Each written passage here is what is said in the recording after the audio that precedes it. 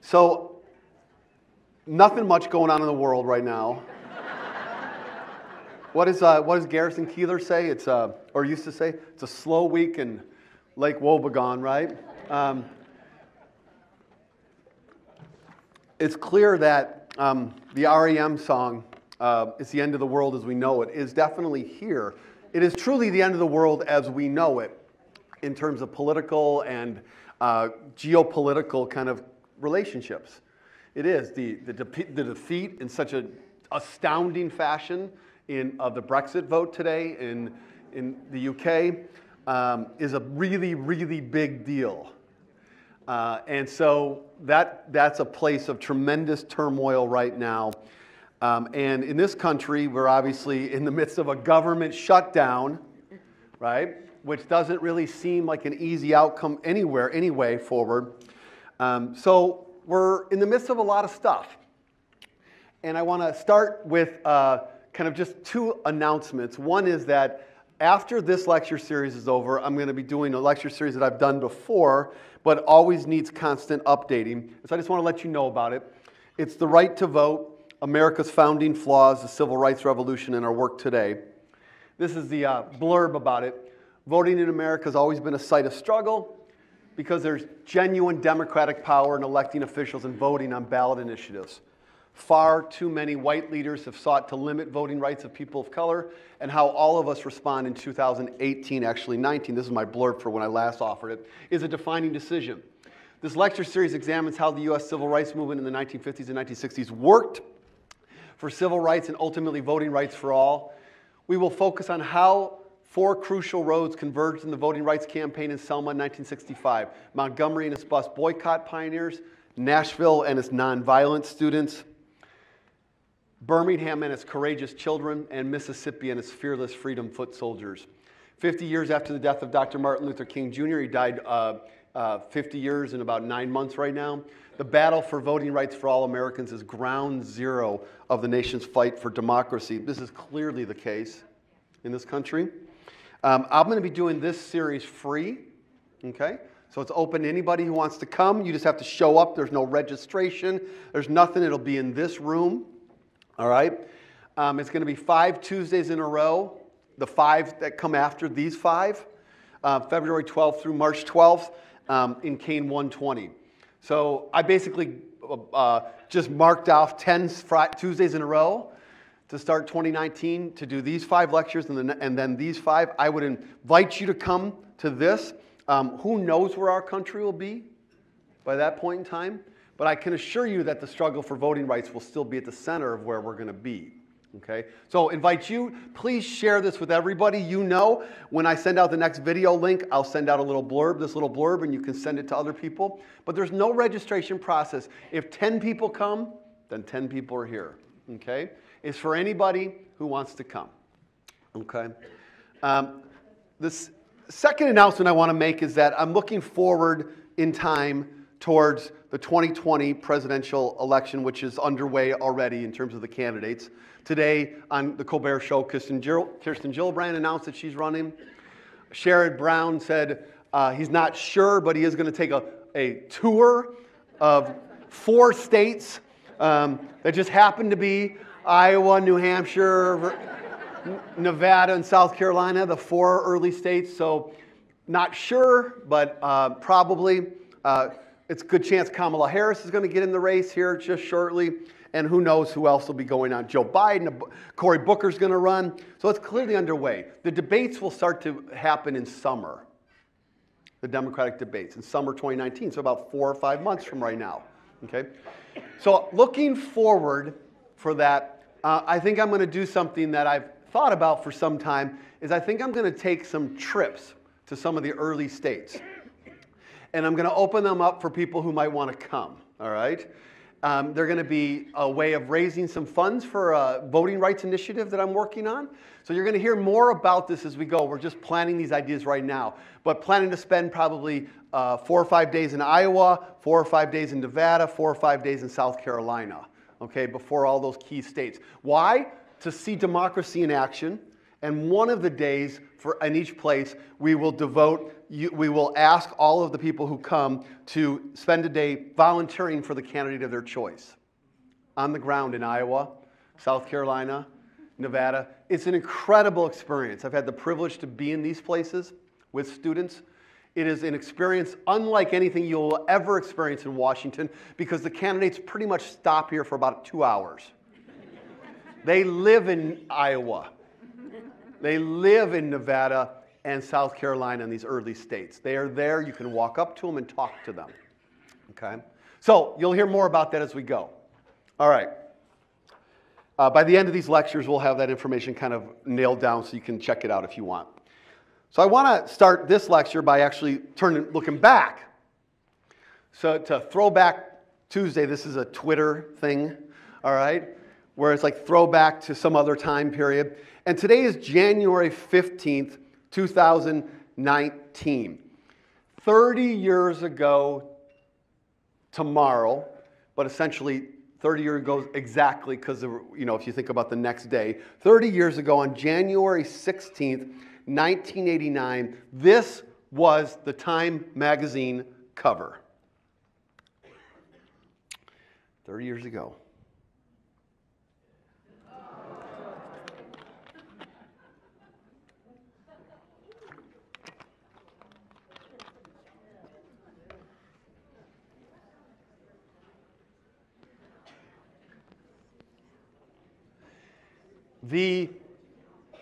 Well, I'm done here, okay? Because the symbiotic relationship between a demagogue and the media is part of the story, okay? Trump doesn't become the Trump we know today without this long runway of positive media kind of dominance and control in New York City and his ability to use the press. So as we go through the next couple lectures, we'll talk about this. But here we go, 30 years ago, and the guy's president today, right? So you don't know who sitting here today could be our president unless we turn things around 30 years from now. We don't know if we'll even have a president. We really don't.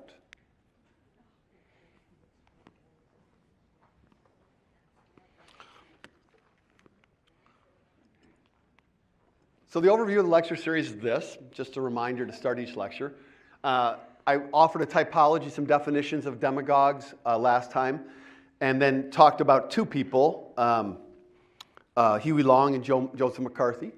I want to talk today about three people on the road to Donald Trump, okay? And then 3 lectures about how we move forward and attempt to engage and win in this political environment. Mindset, message, and mobilization.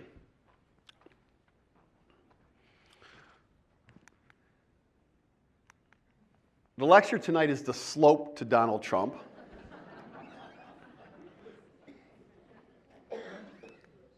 And I want to start just reminding us by these characteristics that I talked about last time as characteristics of what a demagogue emphasizes. They vilify people. They pick very specific groups. It's not enough to just be generally like hostile towards like the world. You need specific entities that can become targets. Second, you want to ratchet up the fear and anxiety and the great sense of peril of the time. It's not enough to be troubled. You have to be like in deep existential fear. Third, they claim special revelations that only they have, knowledge about who's the communist in government, or in Donald Trump's case, everything.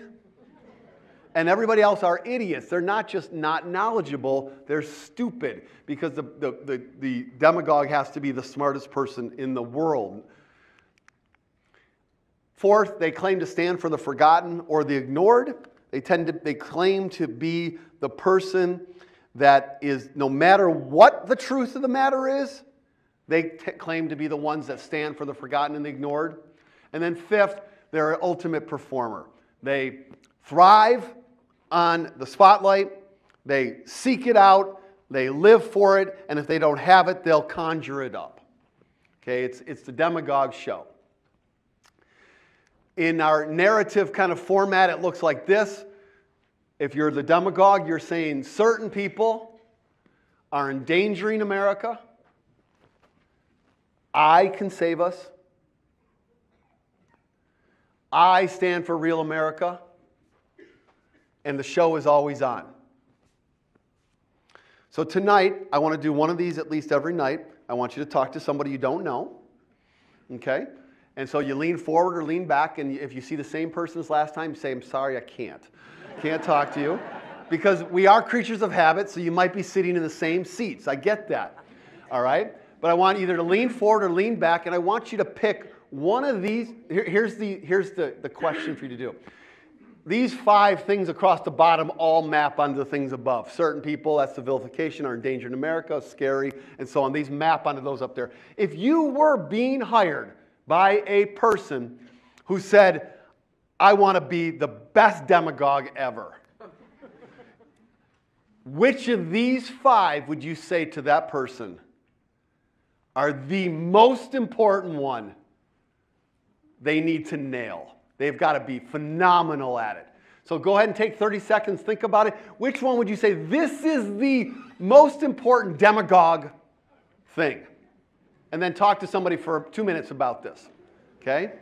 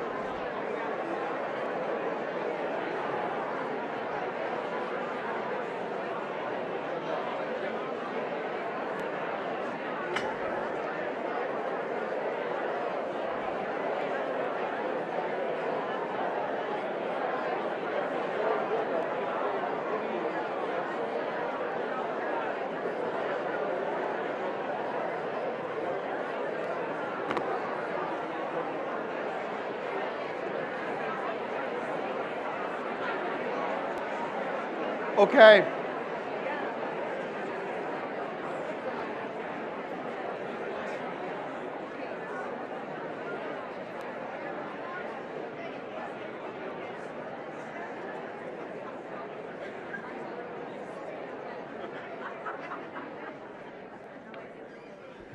It's just a teaching thing.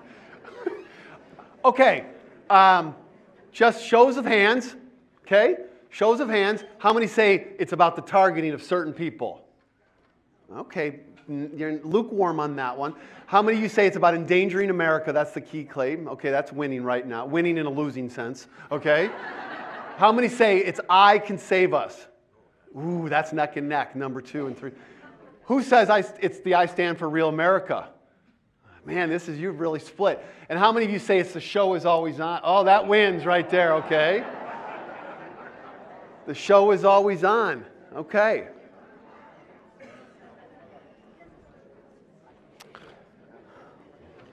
Okay, moving on, okay? All right. This is where we were last time. I talked about Huey Long and his economic thrust, his every man's a king but none wears the crown, and his absolute hostile take on kind of the inequality economically at that time. You might actually, if Long was around today, like some of the things he had to say because it was so brutal about the wealth inequality. Foreign policy and McCarthy's claims about communists in America. So I want to pick it up from there, and I said that what I was going to talk about the rest of the way to get to Trump was culture. These kind of vague concept culture that includes issues of, well, you'll see as we go, okay? So the first person I want to talk about arrives on the scene in 1962 in a big national way, okay? And at that time, TV Television had become a saturation technology in America. Back in 1950, only 10% of American homes had a television in it. By 1960, 90% of American homes have a television in it. So it's become almost anybody with any economic means has a television by 1960. So much so that television news begins to become a phenomenon by the late 1950s, and they expand to 30 minutes in the early 1960s. 30 minutes in the evening, what a quaint time that was, right? 30 minutes in the evening, and people would come home from work or come home from their homework and then sit around and watch the news to see what was going on in the world. So that was a change kind of thing that was going on technologically. The Civil Rights Revolution was really far underway. Women's rights was beginning to become a revolutionary thing. In 1963 is going to be the Gloria Steinem book, or Betty Friedan, and it's all starting to build. And then there's below the radar for many people in a place like Seattle, where religion is not given the same kind of cultural capital it is around for much of the country.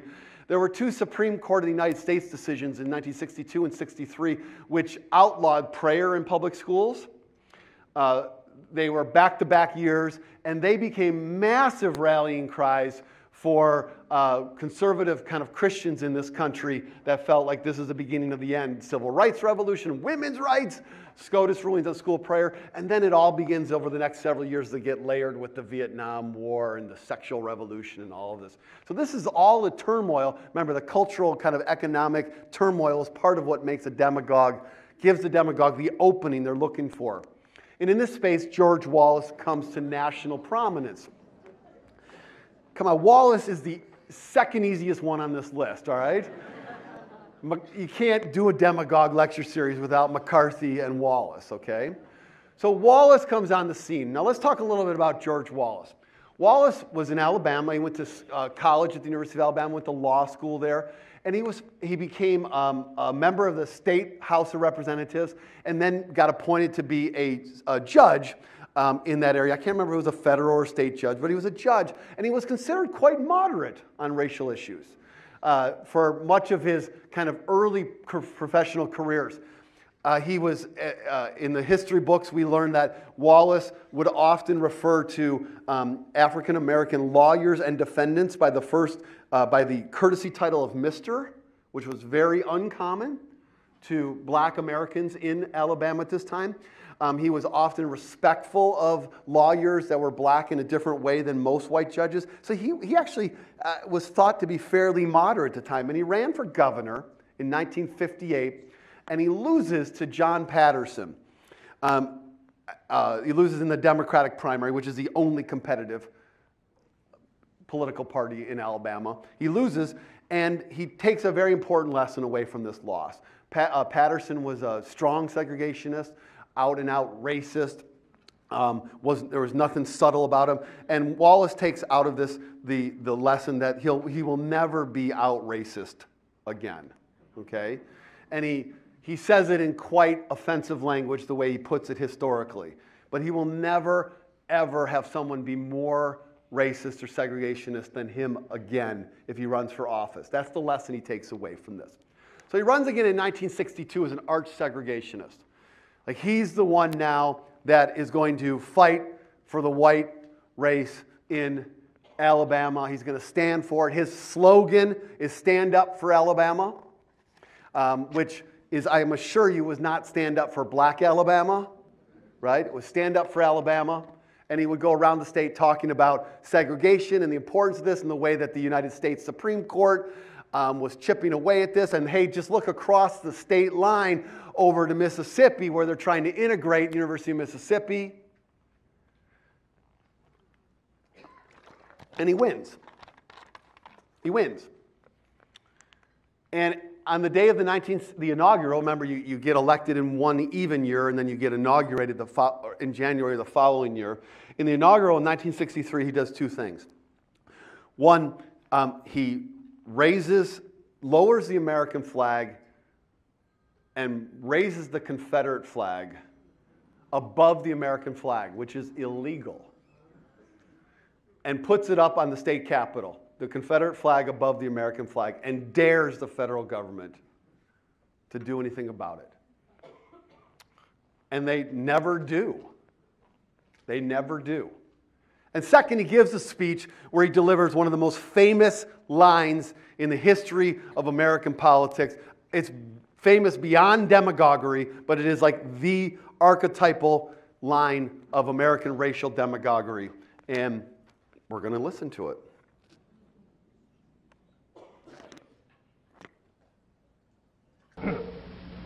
Today,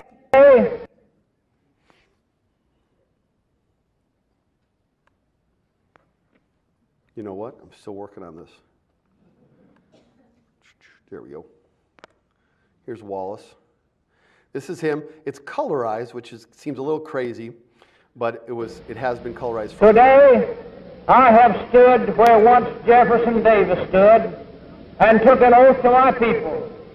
It is very appropriate that from this cradle of the Confederacy, this very heart of the great Anglo-Saxon Southland, that today we sound the drum for freedom, as have our generation of forebears before us done time and again down through history.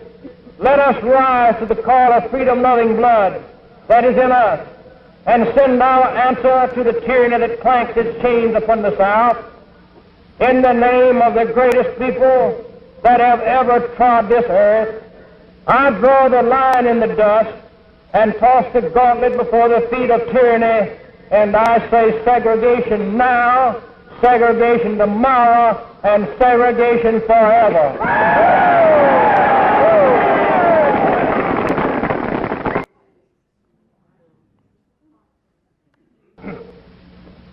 Now, it's hard, I know, to understand these accents, just like it was with McCarthy, a little bit difficult, so we'll try to listen to it again. It's only a short clip. But he starts by saying that he took the oath of office on the same step of the Alabama state capitol that Jefferson Davis had taken the oath of office when he was inaugurated into the Confederacy. And there is a star there on that state capitol. It's at the top step, it's Jefferson Davis star. And that's where Wallace took the oath of office for this. And then he comes down from there to give this speech at the base of the state capitol. Today, I have stood where once Jefferson Davis stood and took an oath to my people. It is very appropriate that from this cradle of the Confederacy, this very heart of the great Anglo-Saxon Southland, that today we sound the drum for freedom, as have our generation of forebears before us done time and again down through history. Let us rise to the call of freedom-loving blood that is in us, and send our answer to the tyranny that clanks its chains upon the South. In the name of the greatest people that have ever trod this earth, I draw the line in the dust and toss the gauntlet before the feet of tyranny, and I say segregation now, segregation tomorrow, and segregation forever.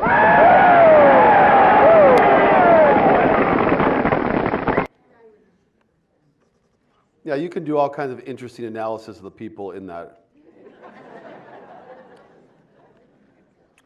But Wallace delivers this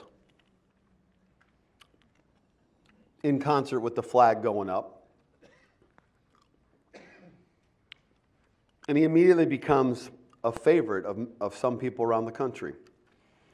And he decides that he's going to test the waters in the Democratic national presidential primaries the following year.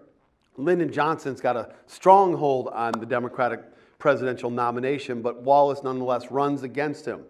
Wallace runs only in 3 states, and he gets about 1/3 of the vote in the Democratic primaries in 3 states. He gets 1/3 of the vote in Indiana. He gets 1/3 of the vote in Maryland, and he gets 1/3 of the vote in Wisconsin. Okay? Gets just right at about 1/3 in each of these states. Okay? And he says, well, that's really interesting. Maybe there's this kind of white working class resentment emphasis that I can access and activate and engage on a national scale. In the Alabama at this time, you can only serve 4 years as governor, so he's done in 67. and then he has his wife run, Lurleen. So Lurleen Wallace runs, gets elected governor. He's really running the show. But he's got the freedom to run around the country. So in 1968, he runs for the presidency again. This time, though, he doesn't run in the Democratic Party. He creates his own party called the American Independence Party. And he runs and he gets on the ticket in all 50 states. So there's no primary now. He's able to run in the general election. And George Wallace's goal is either to win or to win enough states so that no presidential nominee gets enough electoral votes. So that it would have to go into the House of Representatives where they decide this, if there's not enough electoral votes, and that he would get to be a power broker in all of this. Doesn't happen, but it gets a little bit closer than we would like. He wins 5 states. He flat out wins 5 states. He wins Arkansas, Louisiana, Mississippi, Alabama, and Georgia. Okay? He wins all 5 of them. And so he's got this national platform now, and he's very interested in this. And he's got a lot of attention. In that 1968 election run, late in the campaign, he went to Madison Square Garden in New York City. And this is the rally for Wallace at Madison Square Garden. Okay? This is Wallace there, having his moment. At this time, Wallace has altered his campaign slogan for Stand Up for Alabama to Stand Up for America. Same campaign slogan, same colors, same everything. He runs again in 1972, comes back to the Democratic primaries, knows that he probably can't win the presidency unless he runs through one of the major parties, runs in the Democratic presidential primaries. The second primary in this year is Florida, and he wins every county in Florida. Wins them all. These are states that folks that I'm working with in this organization called Common Purpose now work in. Wisconsin, Florida. These are states where we cannot put them in some bucket and say racism or these kinds of things only happen in certain southern states. This stuff's all over. All right? So he wins every county in Florida in the Democratic primary, wins Tennessee, wins North Carolina. He's seriously a candidate against McGovern in this race. Then in May, on May 15th, 1972, George Wallace is shot. It's at a campaign stop in Maryland. He's shot. He doesn't die. He's paralyzed. He wins the primaries the next day in Maryland and Michigan. But his campaign is essentially over. He can't campaign the same way. He's seriously injured. So his campaign is essentially over. He does get a speaking slot. He's able to come back and speak at the Democratic National Convention in 1972. But his national kind of standing is done. He is currently governor. He's come back and been governor starting in 1971. They have changed the laws in the state so that Wallace can now become a multi-term governor. So Wallace serves as governor from 71 through 79. And late in those years, he either genuinely makes a conversion or just claims to become a born-again Christian. Okay? And I'm not interested in kind of figuring out whether he was or he wasn't. This is a position that he talked about, and he would often talk about his faith. And over time, he renounced his racism and segregation. At least publicly, he renounced it. He steps down from governor in 1979, doesn't run again, but then decides to run again in 1983. Wins again, 1983 to 1987. So he serves 4 terms as Alabama governor. In 1983, 1987, in that election in 83, he won every majority black county in the state. Wallace had rebuilt relationships with African American leaders in that state. After all of this, and they voted for him in that election. When he dies, some of the strongest outpourings of sadness, or at least public expressions, are for Wallace's departure among black Americans in Alabama. Okay? These are complicated individuals and complicated things, all of this. Okay, so that's Wallace. So if you're keeping score at home, I've talked about 3 kind of modern American demagogues, starting with Long. 2 of them have been shot. And 1 was challenged and then just fell apart in a very quick fashion because of the alcoholism, because of the pressure, because of his own inability to kind of like carry the day anymore. And that was Joe McCarthy. So all of them ran into really significant things that took him down. Okay. All right. The fourth one I want to talk about. This is where it gets, you're like, where is he going? In 1992, okay? Now, what's the context here? The context is that talk radio has become a national phenomenon in the 1980s, and cable television has become a national phenomenon in a big way in the 1980s too, all right? And so whoever begins to exert a presence in these spaces gets a forum that no political person had ever had before. So they get a space. It's like the Twitter of the day. The religious right is ascendant in this country. This has been a body of my research over time, looking at the ways in which the religious right, white evangelicals in the society, became the dominant political force from really the late 1970s through kind of late 2000 aughts. And they were at the height of their power in the late 1980s, early 1990s, with a deep, deep focus on issues of culture, abortion, same-sex relations, euthanasia as a kind of end-of-life question, women serving in combat. These were major culture war matters. The USSR, Russia, Soviet Union had fallen. It was the end of the Cold War. This, perhaps more than any other foreign policy thing, has thrown this country into turmoil. What do you do when you don't have somebody else out there? Well, you either create an enemy, or in this case, with this president, you marry that enemy, okay? So you have the fall of the Soviet Union, and immigration and crime fears are deeply rampant in our society, particularly among conservatives, but also among a lot of pretty progressive people at this time. Some of the strongest support for the crime bills in the mid-1990s come from Democrats.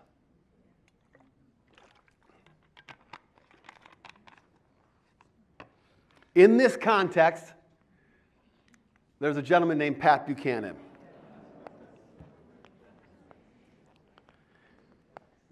Pat Buchanan was hired by Richard Nixon as his first political advisor when he ran for the White House in 1968. He started that campaign in 1966, and Buchanan, who had been an editorialist, an opinion writer for the St. Louis newspaper, was hired by Nixon to kind of like give him the pulse of middle America. Buchanan gets hired by him, and it is Buchanan in a series of memos to Nixon in 1967 who coins the term silent majority. He talks about there being a great silent majority who support Nixon and the fact that Nixon represents them. Nixon so likes this phraseology that he adopts it and eventually rolls it out in 1969 in a speech about Vietnam, talking about making the claim that the silent majority of Americans are with him, despite these loud people who are protesting the war. After Watergate, Buchanan is kind of one of the last persons standing. He defends Nixon all the way through it. Then he kind of like shuffles around in politics, gets kind of a platform on, if you've ever saw it, the McLaughlin Group, right? This is what a nerd I was, all right? I would watch the McLaughlin Group and watch John McLaughlin turn to the different pundits, and he would say like, issue 1, Pat, and he would turn over to Pat Buchanan, and Buchanan would have this punditry, and eventually parlays that into a presence on talk radio and on the breakthrough CNN show Crossfire, right? So Buchanan is milking the media environment in a way Donald Trump comes along later to do, okay? He becomes the ultimate culture warrior. He begins to appeal to evangelicals, white evangelicals, on issues of same-sex marriage, on anti-feminism, on any issue he can, and one of his signature arguments is about what he calls, and I quote here, a flood of immigrants who are coming across our borders to ruin this country and take away its European or Anglo-Saxon heritage. There is nothing subtle about Pat Buchanan in the same way that there was nothing subtle about George Wallace or about Joe McCarthy or Huey Long. They had their issues, and they were all in on them. In 1992, Pat Buchanan runs in the Republican primary against the sitting president, George H.W. Bush. Buchanan challenges him from the right, a primary challenge. In New Hampshire, the first primary state, Buchanan wins 37% of the Republican vote. It's a deep embarrassment to a sitting president to lose more than a third of the vote in your own party. Wow. In another lecture series I did several years ago, I talked about how you win the White House, and one of the key ways you lose the White House if you're an incumbent president is you have a primary challenge.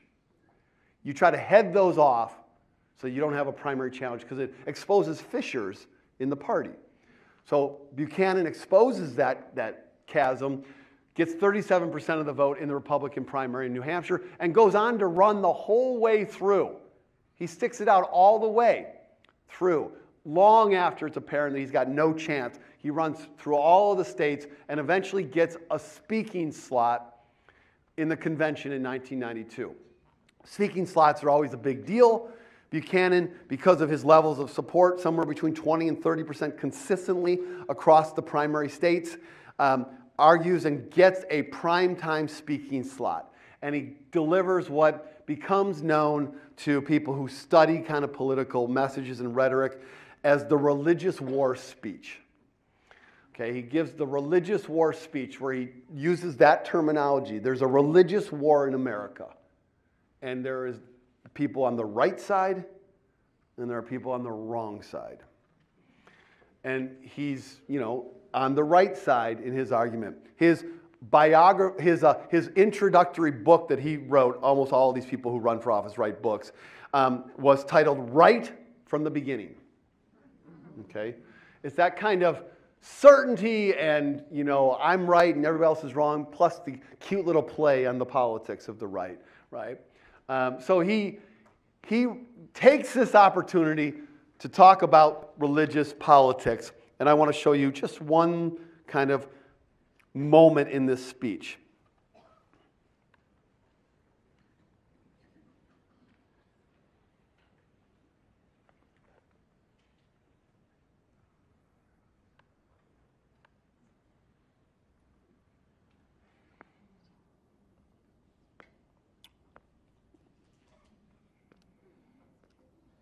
Let's see here.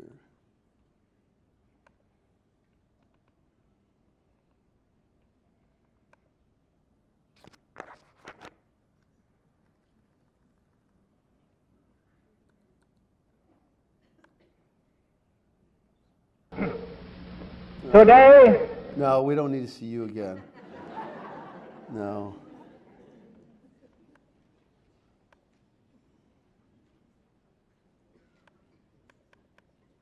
We'll get to it in a second.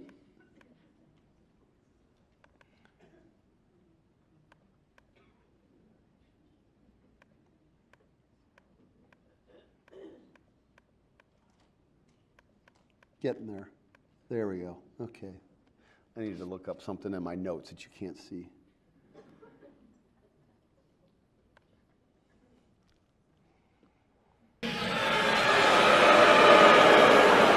while Almost.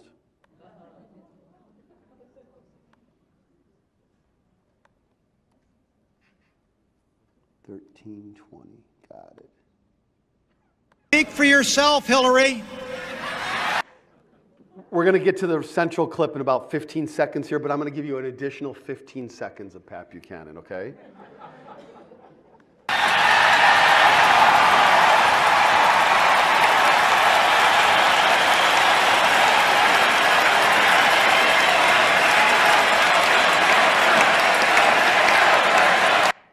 Okay, this is what the part I want to show you. And I don't want you to miss the rhetorical move he's about to make You'll see it. You'll notice it, but don't miss it. I'm not joking.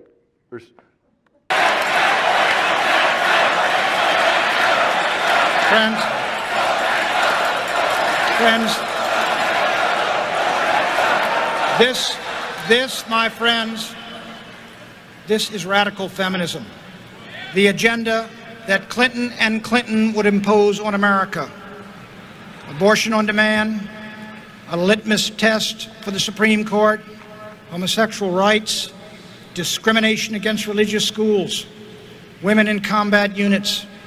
That's change, all right. But that's not the kind of change America needs. It's not the kind of change America wants. And it's not the kind of change we can abide in a nation we still call God's country. Good stuff. So, did you hear what he named the ticket? Clinton and Clinton. That's pretty good stuff. If you're trying to tar your opponent with a strong woman, which of course is part of what he's going for, his argument that this is radical feminism. So he gives this speech in which he lays out these elements about the culture and the war and the problems that he sees culturally, that this is a religious war for this country. He goes on to talk about this flood of immigrants that are coming, and he's known in 1992 for being the person that pushes, and because of his leverage, gets the Republican Party for the first time to insert into its platform a statement about building a structure between the United States and Mexico. Okay? So it's on his pushing, and he's very proud of this. You can read anything this guy's ever written, and he'll talk about it. He's the one that got the party to begin to consider this. All right? In 1996, he runs again. It's an open, it's a sitting Democrat in the White House, so he's running in an open Republican primary. He runs as a Republican. He just narrowly loses in Iowa. He then narrowly wins in New Hampshire. He wins a few other states, eventually fades away. Bob Dole wins. But he continues to be a force and a presence. He runs again in 2000 on the same ticket that Wallace ran on in 1968, the American Independence Party. So he breaks away from the Republicans in this. And kind of fades away more or less, except he shows up on these TV shows and gives speeches around the country. And he writes a blog that gets a lot of attention among conservatives to today. Okay? Now, in 1998, George Wallace dies. Wallace dies. And on that blog, Buchanan writes about Wallace. So I want to quote for you from what he wrote. The truth is this. The eternal I don't even know how you say this word. Diabolization, but like turning them into a terrible person. The eternal diabolization of Wallace, like that of Joe McCarthy and Spiro Agnew, is essential if the liberal establishment is to convince this generation it played a heroic role in that era. The left needs Wallace as a far more menacing figure than he was to justify its fake battle ribbons. Liberals may tell tales of how dark and dangerous Mississippi was, but by the murder rate, Washington, D.C. in the early 90s was 10 times as violent. Harry Truman is forgiven for dropping 2 atomic bombs on defenseless cities, burning to death 120,000 people. But forgiveness is denied McCarthy, Wallace, and Agnew, who killed no one. Their great unforgivable sin is that they raucously mocked and ridiculed our ruling elite. McCarthy challenged its patriotism, Wallace its manhood, Agnew its courage for groveling to student mobs. They challenged people. Almost done here. Worse, for years, America cheered and laughed at the populist rhetoric of McCarthy, Wallace, and Agnew. All three merit eternal damnation, not for any lies they told, but for the truths they spoke.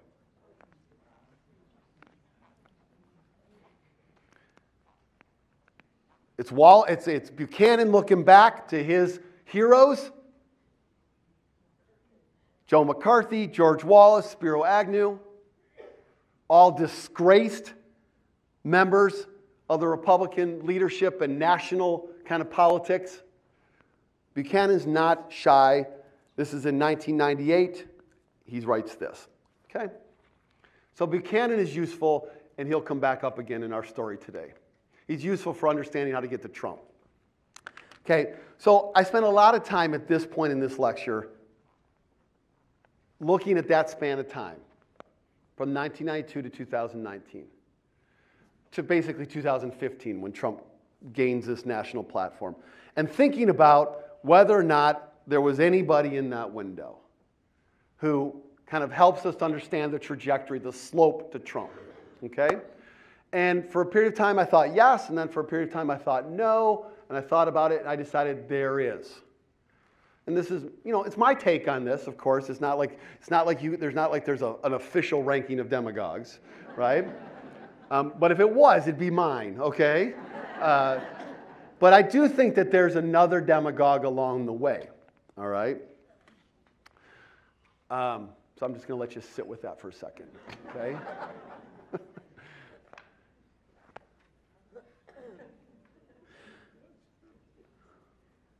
Okay, so well, how do I get into this? Let's see here. It's this person, okay?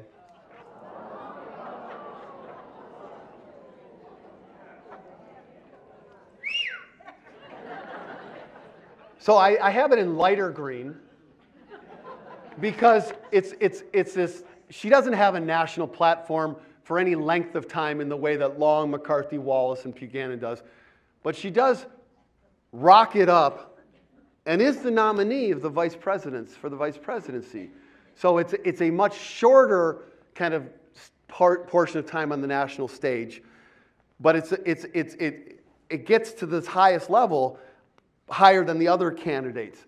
And Palin is very important, and as I've spent more time looking back at what she had to say and how she did it, I think she's very important for one final kind of move that Trump rolls out in his body of work. So let's understand Palin a little bit.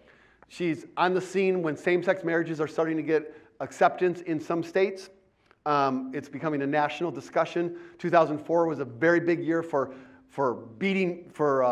discrimination among same-sex couples. In 10 states across the country, they pass amendments or laws affirming that marriage is between a man and a woman in 2004. So this is a heated battle in this period of time.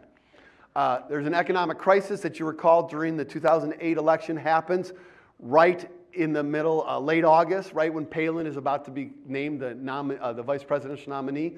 And so in this turmoil, there's clearly an opening for somebody to kind of get heard. There's global terrorism that has become part of the American story ever since, really 1993, but particularly since 2001. And then there's a guy named Barack Hussein Obama, who's running for president, the first major party nominee to not be a white guy.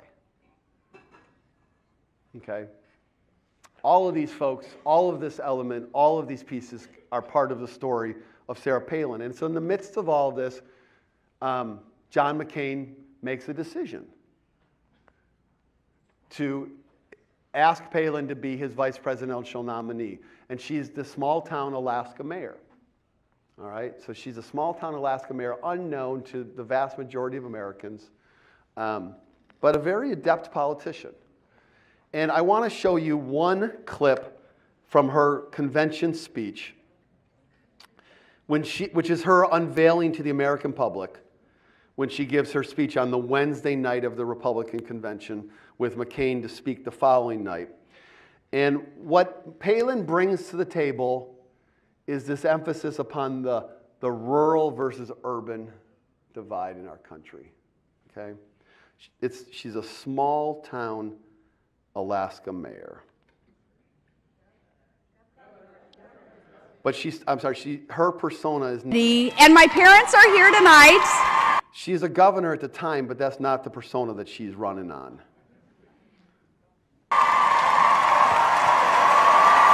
Being a governor of Alaska is not going to be the capital that they wanted from her.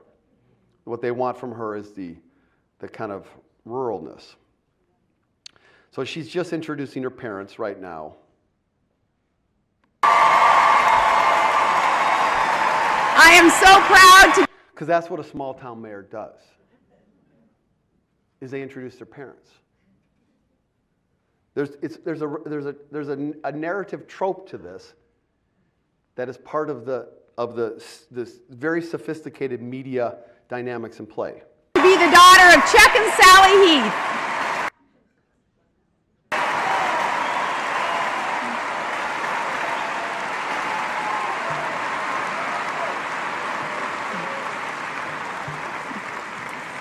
Long ago, a young farmer and a haberdasher from Missouri, he followed an unlikely path. He followed an unlikely path to the vice presidency. And a writer observed, "We grow good people in our small towns with honesty and sincerity and dignity." And I know just the kind of people that writer had in mind when he praised Harry Truman. I grew up with those people. They're the ones who do some of the hardest work in America, who grow our food and run our factories and fight our wars. They love their country in good times and bad, and they're always proud of America.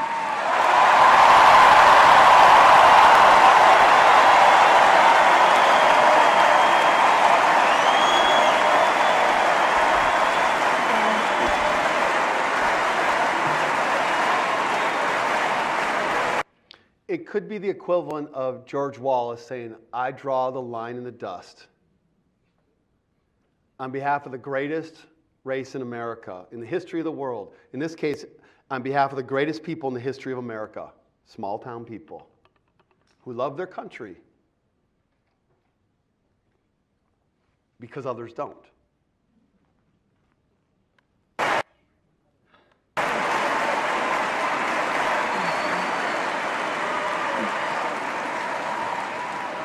I had the privilege of living most of my life in a small town. I was just your average hockey mom and signed up for the PTA.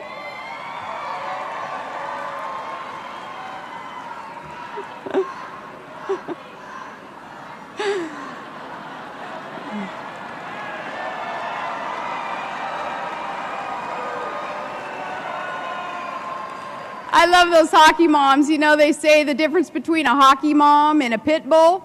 Lipstick.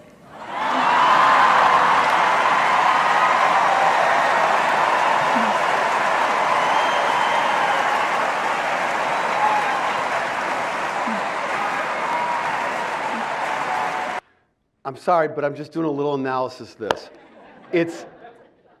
Isn't that just quite coincidental that there's all these people that made hockey moms for Palin signs? It's stunning that many people made homemade hockey moms for Palin signs. It's not the way it really works. In national convention speeches, there are people who at the end of rows stand there and hand out signs. This is what happens. It happens on the Democratic side. They hand out signs, and then they move through that portion of the speech, and then they hand out the next signs. It's all scripted. So I signed up for the PTA because I wanted to make my kids' public education even better. And when I ran for city council, I didn't need focus groups and voter profiles because I knew those voters, and I knew their families too. Before I became governor of the great state of Alaska, I was mayor of my hometown. And since our opponents in this presidential election seem to look down on that experience, let me explain to them what the job involves.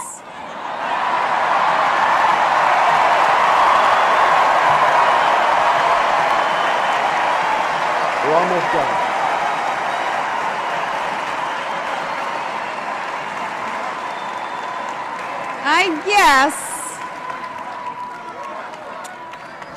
I guess a small town mayor is sort of like a community organizer, except that you have actual responsibilities.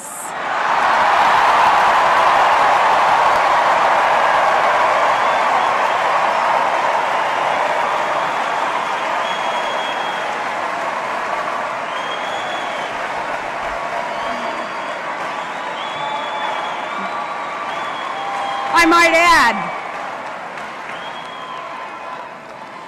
I might add that in small towns, we don't quite know what to make of a candidate who lavishes praise on working people when they're listening and then talks about how bitterly they cling to their religion and guns when those people aren't listening.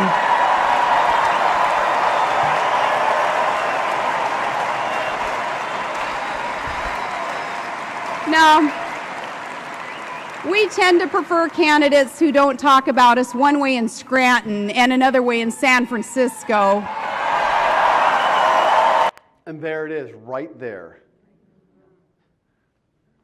It's Scranton, which of course is not a coincidence that they choose Scranton. It's Joe Biden's hometown against San Francisco.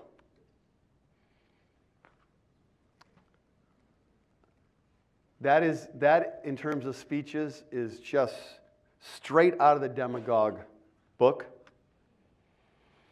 And so this move that she makes, that's 4.5 minutes on being a small town Alaska mayor. That's the kind of thing that could have gotten one sentence if they didn't want to emphasize it. Right? It could have gotten one sentence. They give it 4.5 minutes. And she eventually flames out very quickly because Sarah Palin is not a person of deep substance. It's just true. She's not. But she got the attention, and for a brief moment, John McCain was back in the race. And it was questionable what's going to happen here. Okay? And Donald Trump is always attuned to this kind of stuff. Okay? So I get to Trump. I come to Trump. I want to spend the last third of the lecture here on Trump.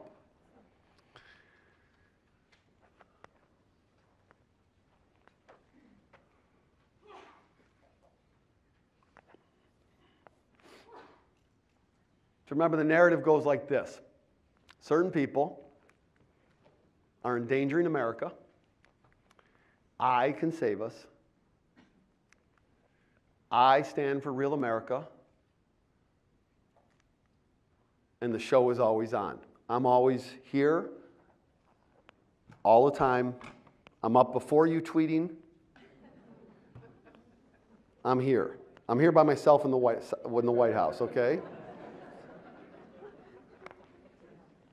Eating hamburgers, right? They had hamburgers, you know, with the football team. I'm sorry. This is one of those quick moments where I just got it. So they had 300 hamburgers that he bought from McDonald's or wherever, right? And so he announced it. He goes, you know, I bought this food, this great American fast food, 300 hamburgers. The next time he referenced the hamburgers, there were 1,000. This morning when he referenced the hamburgers, there was more than 1,000, okay? The show is always on. I want to talk about these 5 characteristics and take them one at a time with Trump, okay? So I want to go with certain people first of all. And I want to look back across these 5 demagogues that I've talked about and think about Trump's relationship in terms of identity to those folks, okay? So Huey Long. Huey Long's argument is that there were these corrupt elites that were pulling all the strings. They were the Wall Street bankers. They were the people in D.C. They were these pointy-headed, college-educated people who were behind the scenes manipulating the world for their advantage. And he named names. He would talk about the Rockefellers and the Mellons. He would deride winners of intellectual prizes. So does Donald Trump have an equivalent to this?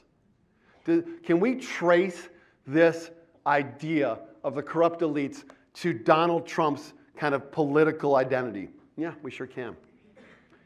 Donald Trump talks about the swamp. Okay, what's the swamp? The swamp is an even better metaphor because everybody has an image of what a swamp looks like, and it's not positive for most people. It's dangerous, it's dark, it's messy. Bad things are in the swamp. There's monsters in the swamp. And it's so vague that he gets to use it. He's going to drain the swamp. This is the ultimate manipulation and falsehood of the, I mean, I don't know, it's tough to rank them, but this is up there.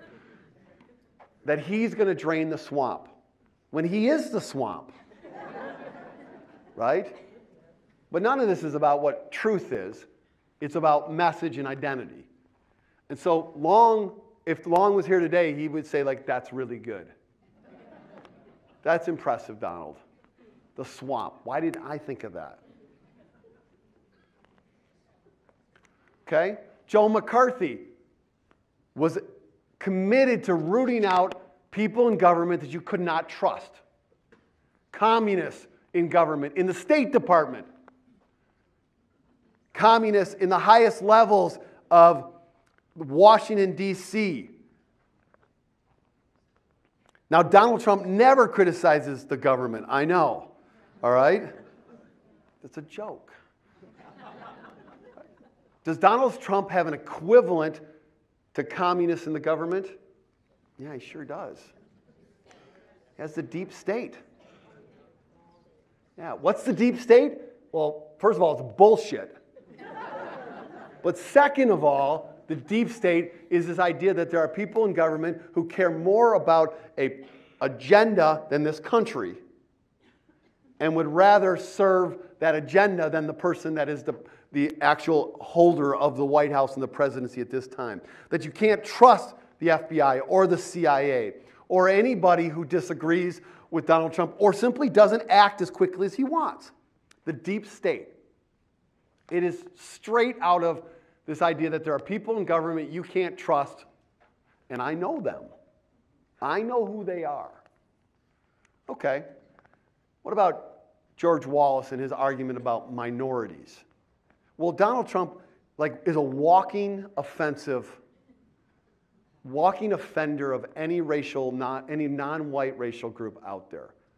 Rarely does a day go by that he doesn't offend all racial groups. So does he have all non-white racial groups? Does he have a kind of Trump, Wallacing kind of approach? He absolutely does. It's been the critiques of Black Lives Matter and why do they hate the police? It's the constancy around Native and Indigenous people and Elizabeth Warren. It's the argument that Mexico only sends their dangerous people. It's the argument that you can't trust Muslims.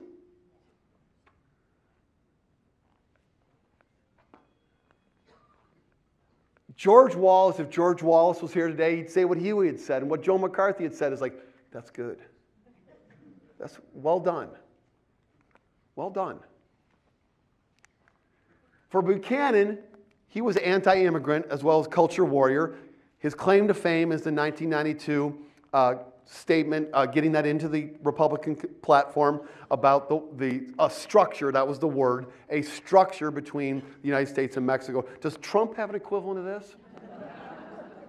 No. Of course, he has the wall. I really genuinely see no way out of this government shutdown other than TSA workers walking off the lines in airports. Okay? I see no other way this ends because Trump, it would be his ultimate humiliation in his mind to not get what he's now fought for. And it's clear that the Democratic Party leadership is not going to buckle on this one. Okay? All right? I'm with you. I'm really with you there. However, we got to have a way out of this. We do. We've got to find a way forward. But the wall is not only a visual image, it stands for the metaphor of like all that Trump wants to be. This strong, rock solid, cement, maybe steel slats kind of person, right? And then Sarah Palin. Sarah Palin and her argument about urban elites and that she never quite says this, but the suggestion that they don't work as hard, they don't love America, they're not real Americans. She does ultimately in the 2008 campaign use that phrase. She goes to Indiana and she gives a speech where she says, I love being out among real Americans. Okay? Rural Indianans. Who then vote for Barack Obama in that election. Or enough of them did to win that election. So is there an equivalent for Trump of the urban elites, because he actually is an urban elite, right? He is. But again, it's not about what they really are. It's about their ability to project and to create images. Is there an equivalent? Well, I would say it's the media for Trump. That what the media now represent is the coastal elites. New York and The Daily Show over here, and The View and those incredible liberal women there. And then over here you got Hollywood and the cesspool that is Hollywood, the kind of argument. And then there's the Washington Post, and it's fake news, and it's the media. Remember, Palin hated the press too. She called them the lamestream media. The lamestream media.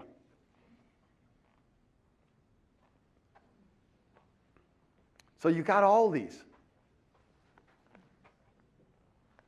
The swamp, deep state, everybody who's not white, the wall, media, fake news.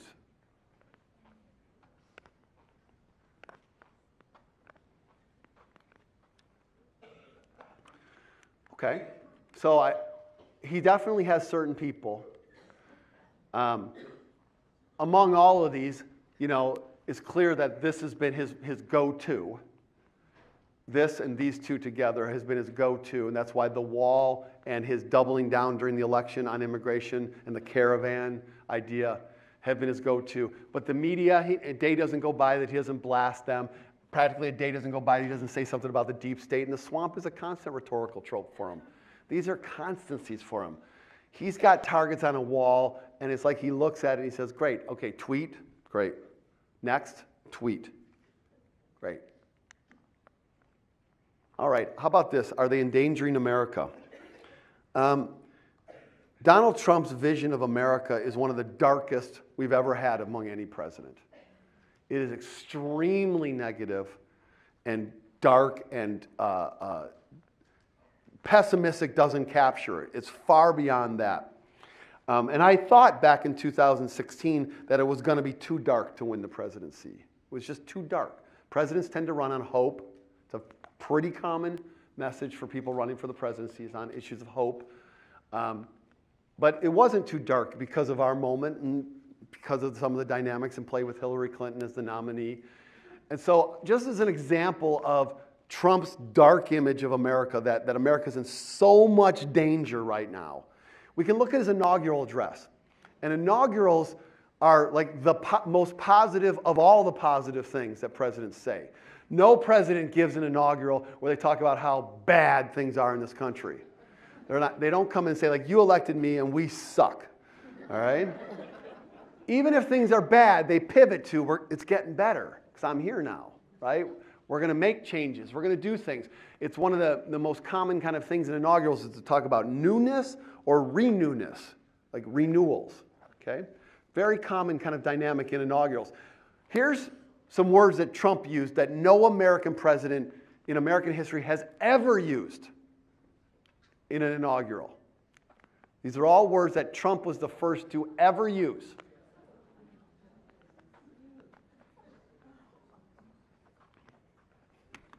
No American president has ever used these words in an inaugural.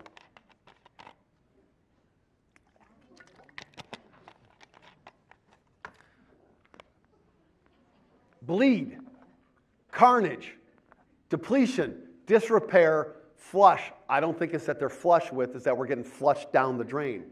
Infrastructure, that's fairly neutral. Islamic, nothing positive about that the way he's using it. Lady, I'm sure he's not using that in any kind of positive way. He's that he ran against a lady that wasn't a lady in his argument. Landscape, ripped, rusted, sad. Solidarity, not sure how he uses that. Sprawl, stealing, stolen. What's he going for? Stealing the American dream. They're stealing our treasure, your hopes. Subsidized, as in the elites are subsidizing kind of the power brokers. Tombstones, what the hell? Okay? What is Tombstones doing in an inaugural? Trapped. Trapped is a very powerful word. It's a very powerful rhetorical word, trapped. It conjures up for everybody their worst nightmare. Trillions, of course, trillions of dollars wasted, unrealized, unstoppable urban windswept. This kind of phraseology of a windswept carnage. becomes kind of the famous language of his inaugural. This is the dark, dystopian view that Donald Trump has of America. And we're in so much danger because of certain people that have caused all of this. So that's the narrative. These certain people, the swamp, the deep state, these minorities, especially ones from Mexico, and those flippin' media are endangering us, and they've caused this much damage and danger. I mean, the guy is like a demagogue robot in terms of his construction of the narrative. I can save us. He literally said this. In his convention speech, he said this: I have joined the political arena so that the powerful can no longer beat up on people that cannot defend themselves. Nobody knows the system better than me, which is why I alone can fix it.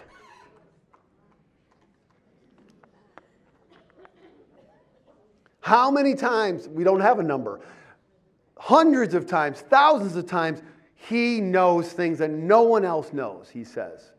He can do things that nobody can do. The best deal maker, the smartest, knows more than the generals, right? Knows more than anybody who works for him. He alone can fix it.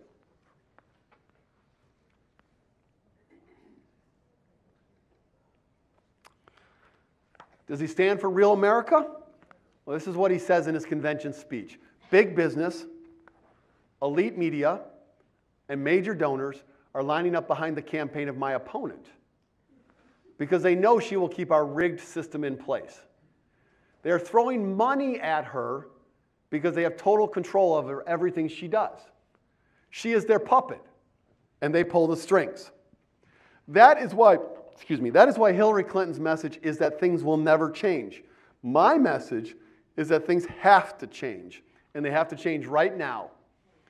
Every day I wake up determined to deliver for the people I have met all across this nation that have been neglected, ignored, and abandoned. I have visited the laid-off factory workers and the communities crushed by our horrible and unfair trade deals.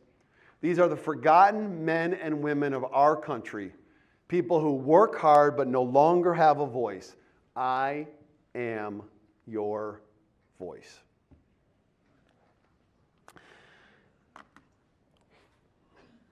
But I think we should watch this.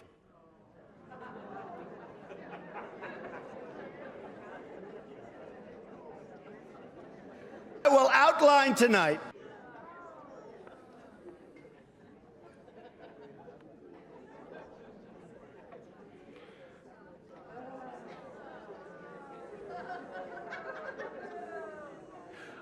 I appreciate the fact that none of us want to watch this. I appreciate that. And I am committed, and you will hear this in the next 3 lectures, that we are not to live in comfort for the next years. This is not a time of comfort. It has never been a time of comfort for people of color in this country, ever. So for the many white people in this room and in this city, it is a time of discomfort in a way, particularly among liberals, that has never been. We should not have the privilege to reside and return back to our caves of comfort.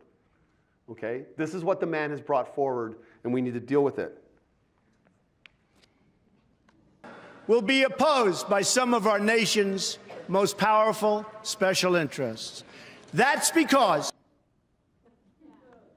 these interests have rigged our political and economic system for their exclusive benefit. Believe me, it's for their benefit.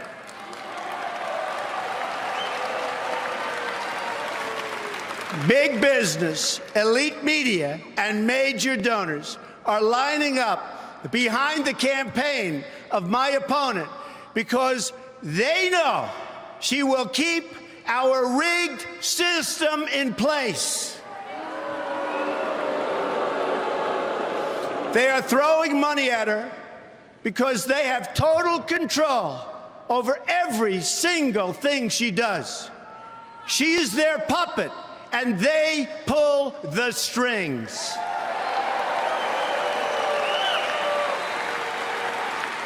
That is why Hillary Clinton's message is that things will never change, never ever.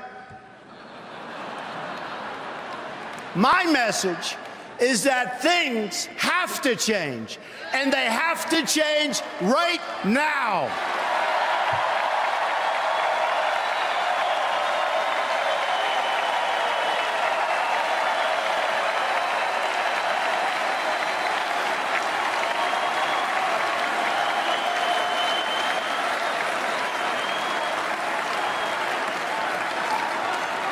Every day, I wake up determined to deliver a better life for the people all across this nation that have been ignored, neglected, and abandoned.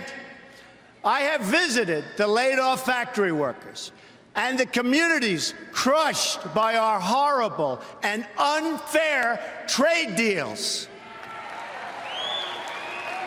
These are the forgotten men and women of our country, and they are forgotten, but they're not going to be forgotten long. That's an ad lib. That's off the cuff right there. These are people who work hard, but no longer have a voice. I am your voice.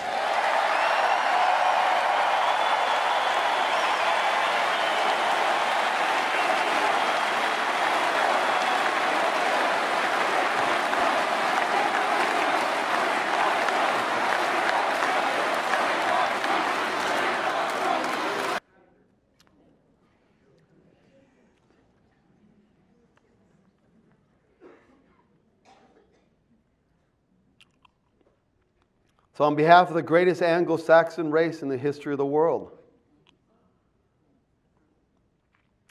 I throw down the gauntlet and say that I stand for real America. And then Trump. Is the show always on with Trump?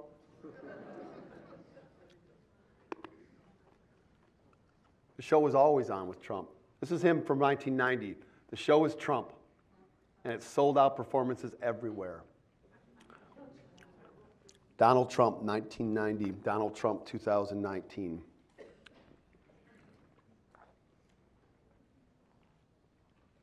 This is 1 year after that Time magazine cover. This is 1990. Why is it sold out performances everywhere? It's because he had a media attention, because he knew how to stir up the masses, because he had learned from people before him. Okay. I don't know if Trump is smart or just lucky when it comes to politics. Like, I don't have any idea whether he could invoke and talk about a George Wallace or a Joe McCarthy. Actually, I do know he can talk about a Joe McCarthy. The reality is I don't know how much of this is intuitive or how much of it is a learned kind of thing. But I do believe that Trump is remarkably attuned to kind of what we might call kind of structures of feeling in society. Things that are not immediately apparent to the eyes, that you can feel. You can feel in a crowd, you can feel in our culture, you can feel economically, you can feel globally. And that kind of intuitiveness is part of what makes him so effective as a demagogue. And he loves the spotlight. So I'm going to finish this lecture with why now? Why him? Because if you look at the kind of political skills of a Huey Long, well, I mean, they're far more sophisticated than a Donald Trump or a George Wallace. Pat Buchanan had a platform. He won some primaries early on. He had a national platform with television talk shows. One of the things I forgot to mention there on Buchanan, so just yesterday, Donald Trump quoted Pat Buchanan in his tweets. Okay? He quoted Buchanan yesterday from Buchanan's blog talking about the wall. There is a line that can be traced through these folks. It was like I couldn't believe it. It was as if Trump said, you want this for your lecture? Here you go. Let me just pull it up here.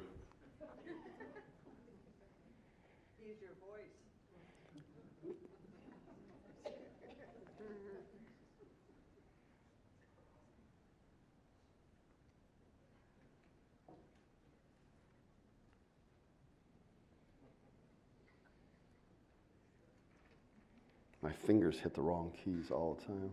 There he is.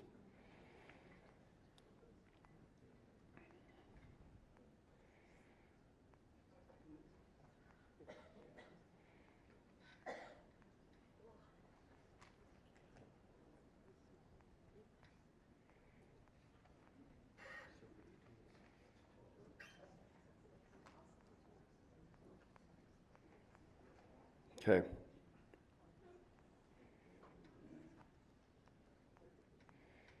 He's got a lot of tweets. I think it's in this one thread here. Let's see. I can't pull it up right now.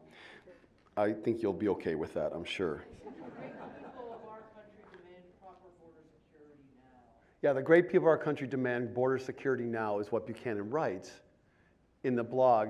And then he goes on to say that if we don't do it now, then all of that history of European immigration and immigrants are going to be wiped out. Okay? It is not just a build-the-wall argument. It is a deeply racist argument. Okay? And he cites Pat Buchanan. And in the tweet, he says Pat Buchanan. He gives him credit for it. So why now? Why Trump? Okay? Let's think to 2015, which is when Trump comes down that escalator in New York City. And let's think about the characteristics that help a demagogue to gain kind of a national standing. Cultural and economic turmoil, technological change, a charismatic performer who gets some kind of political cred, gets listened to, gets heard, gets a standing, maybe gets amplified, and then eventually, wins a primary before you know it when there's 17 candidates and you just need to win 20%. So these three characteristics are all in play. They've been in play before for candidates. So what on this side of the equation is helpful for us to understand is that they were all in play in extreme ways. Okay? The amount of change and turmoil that this country has gone through in the last decade in national politics is culturally unprecedented. First black president, darn near the first female president. She was running. She was going to be the nominee. Same-sex marriage and relationships affirmed in this country. Those three changes are enough to absolutely culturally be too much for many Americans. So that turmoil is profound. All right? You don't have to be racist, sexist, homophobic to nonetheless feel that that amount of change at that pace scares the crap out of you. It's just a lot. It's a lot. So the amount of cultural turmoil is substantial. Then you layer over that the kind of economic turmoil that came out of the Great Recession, the way in which the economic inequality in this country has grown to astounding, offensive proportions. And we are in this period of time which marries essentially the economic inequality of the 1920s with the cultural turmoil of the 1960s. All right, this is unprecedented territory. What about technological change? Well, we're in the midst of massive technological change, but it isn't just massive technological change. It's what I would call estranging technological change. It's technological change that drives us apart. It's not a technological change that brings us together. TV is not a perfect technology by any means, but the creation of television brought people together with a common message around three networks, so that there were three networks that you might watch. Today, there's no such thing as a common message outside of the Super Bowl. There isn't.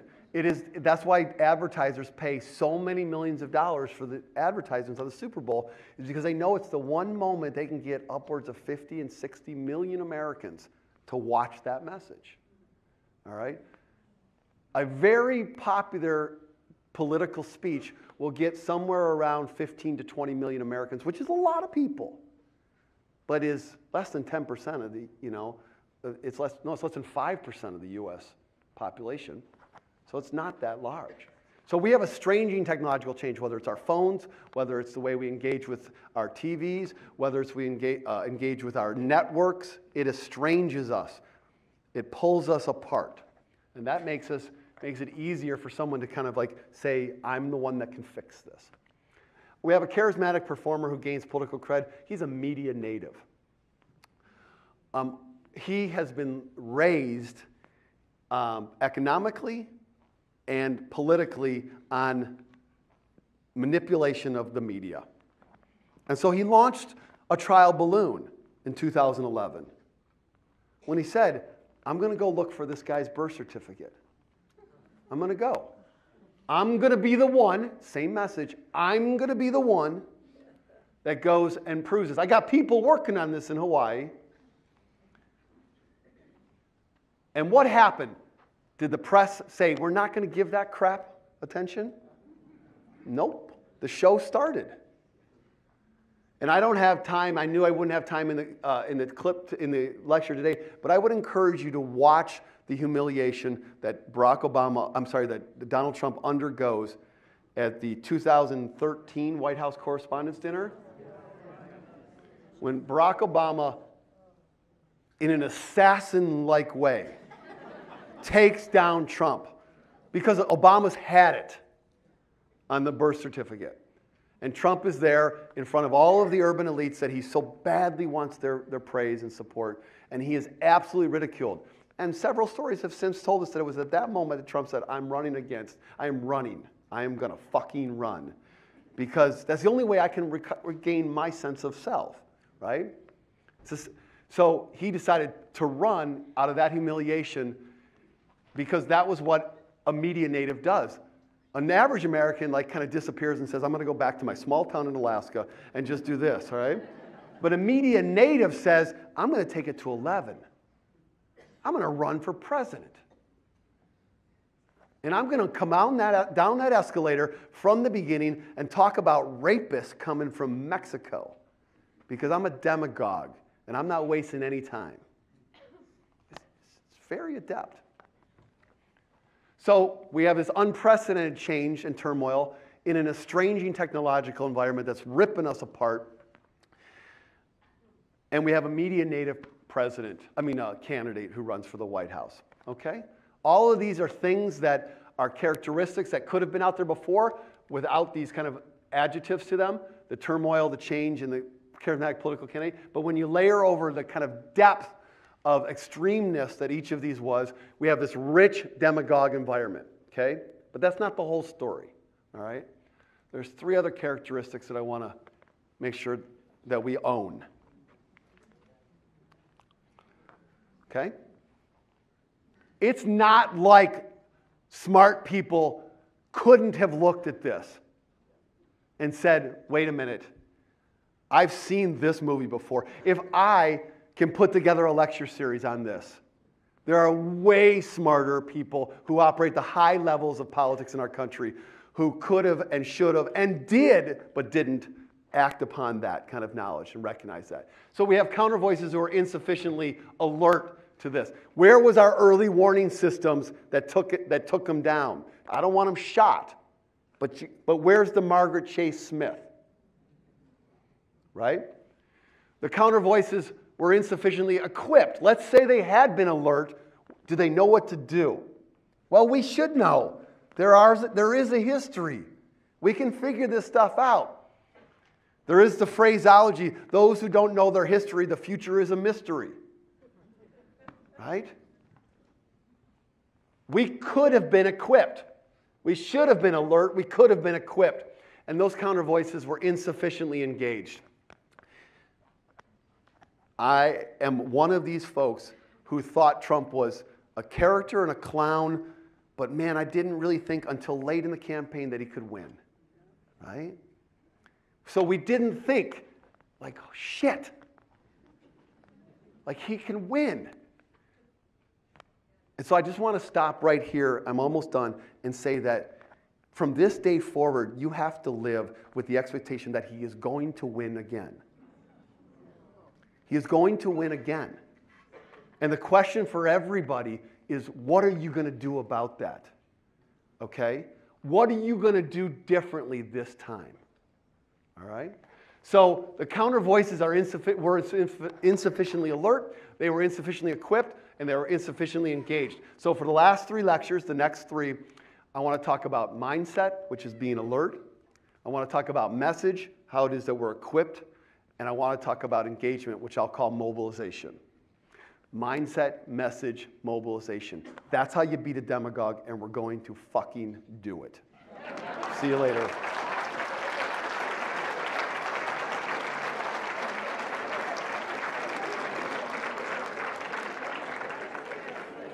I'll see you in a week.